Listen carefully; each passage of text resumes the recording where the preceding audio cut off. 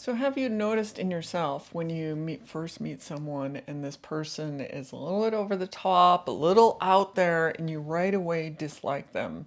In today's video, I'm going to go into what is going on in this for you, but then also in learning this, in seeing this pattern in yourself, you can get into a place where you no longer care what other people think. So thank you for joining me. I'm AmyC with You Finding You. I'm an intuitive and transformational coach, and I help you start to look inward, start to find yourself from the inside rather than looking outside of yourself for this approval, for validation, and actually start to really see who you are from the inside. So this idea of meeting someone that is super over the top, super just out there and exaggerated, and you're right away like, oh, I don't like this person. For myself, over 10 years ago, I was doing this body training, and there was a group of us in this class, and there was one student in the class specifically that none of us could deal with. And she would like fling herself around and be out there and then also be the kind that was just talking and talking and talking, but she talked just to fill up space. Because there was one moment when we even said, oh, can I interrupt? And she's like, oh, I wasn't really saying anything. So she even knew in herself that she just talked and talked. And yet to us, it would be like, oh, we're interrupting you. Sorry for that. And she was like, oh, no, I was just talking. So it's someone that is over the top. They're filling up the space by doing these things over the top. But when we look at it and we come back to ourselves, like what was it that was being triggered in me? And what was it that was causing me to be like, I can't stand this person, like I can't be around them? And for myself, I kept myself contained. And like when I would come into a new group or a new situation or a class, I would first assess the room. And I did it subconsciously, so I wasn't really even aware that I was doing this, but I would assess the room and be like, how can I fit into this group? So I would keep myself held back and constrained and quiet. And then as I got to know the group and kind of feel out the room, how people interact together, I would know the right way to do it, or I would know the rules of like, this is how we interact together.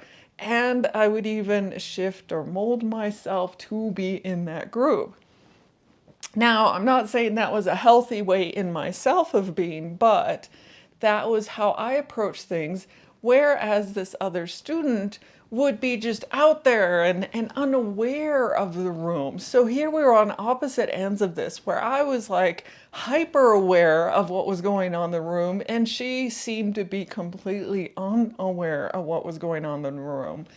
So seeing this pattern, like right away, taking a look at this, and it was a mirror to me. It was a mirror of showing me this was the opposite end that I could not be. Like there was no way that I was terrified of this idea of me just flinging around and being out there and clueless to everyone else.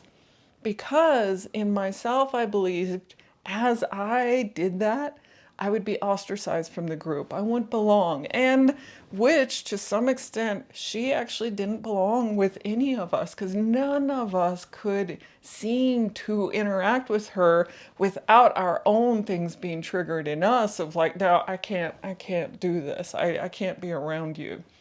So she ended up being more ostracized from the group. And that was the fears in myself of like, no, I want to fit in with the group. So that means I need to be a certain way, keep myself constrained. But if we look at this idea that she is the mirror to the thing that it's like it terrified the in me of like, I can't be this, I cannot be that person that is then ostracized from the group. And for both of us though, it was we were in these extremes where neither of us had worth inside of us. Like neither of us felt that we ourselves belong, we ourselves are worthy. So she was coming at it from her side, seeking out worth and validation, but not believing she's good enough. So she's doing what she can to try to be and get that. Whereas I kept myself contained and was like, well, this is how I'm getting my worth, by seeing how I need to fit in with the group. But if we look at this and look at her end, how can I step more towards what she's doing, but also within that, first thing, getting worth within myself? So me, there's no way I'm going to ever go to the end or the extremes where she is, because I have, these things of I got to stay constrained and I need to be this way to be liked. And so the idea of being so over there is kind of like, I just can't do this. But as I step into my own worth and know my value, which I've talked in previous videos and shared different techniques that you can do to get into your own worth. But as I get into the worth in myself, I can then look at this mirror and say, oh, can I let down my constraints? Can I actually say that I don't need this validation from others. I don't need to fit and mold myself to be part of the group. Instead, I know my worth from within me. And can I actually start opening myself up more? Now, again, I'm not going to go to the extreme that she was at. Again, we were both in these unhealthy places of not having our own worth within us. But as I get more healthy into myself, can I step into a place where I don't have to have such tight constraints on myself? And when I talk about this idea of constraints on myself, it really was like I have to assess the room first. I have to see how to fit into the room. I need to learn the rules. Like all these things, I would hold myself back from truly expressing myself because I believed that I had to express myself in a way people would like. And she expressed herself in a way that she was not exactly what people liked. And that was terrifying for me. Like that idea of just being expressive because you can be expressive from yourself was like, I can't be this. So what I'm pointing out here is she was definitely a mirror to show me that I am keeping myself in a certain way, and she was the opposite end of that. But she could express herself and I could not. So how can I be more expressive in myself? And coming from that place of knowing the worth in myself, stepping into that as well in myself, I really feel coming from a place of love, coming from a place of I do genuinely care and want to see people where they are.